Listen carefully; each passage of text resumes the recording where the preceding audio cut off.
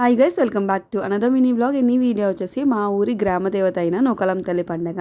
ఏ పండగ అయినా మా ఇల్లు అయితే ఇలా ఫిల్ అయిపోతుంది. అందులోని మా ఇంటి దేవత అయిన నూకాలం తల్లి పండగ అయితే మరి ఇంకా మామూలుగా ఉండదు.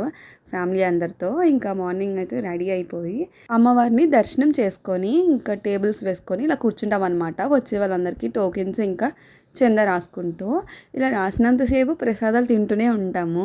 యాక్చువల్లీ రాసిన దానికన్నా తినిందే ఎక్కువ ఉంటుంది. అండ్ ఇంకా అలా 11:30 అలా అయిన తర్వాత అమ్మవారికి ఇంకా సోలలై గుచ్చుకుని వెళ్తూ ఉంటారు డీజే పెట్టుకొని. బట్ మేము వెళ్ళేసరికి మొత్తం కంప్లీట్ అయిపోయింది, నడుచుకుంటూ వెళ్ళిపోయారు.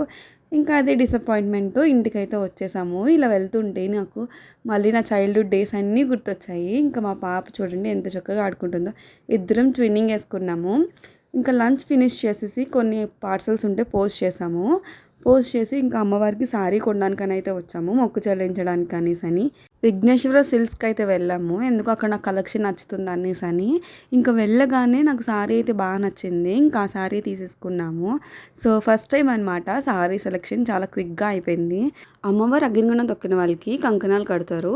సో అవి వచ్చేసి రెడీ చేస్తున్నారు. ఇంకా నేను కూడా వెళ్ళి హెల్ప్ చేసా. దీని కంటిన్యూషన్ పార్ట్ నెక్స్ట్ వీడియోలో పోస్ట్ చేస్తా. బాయ్.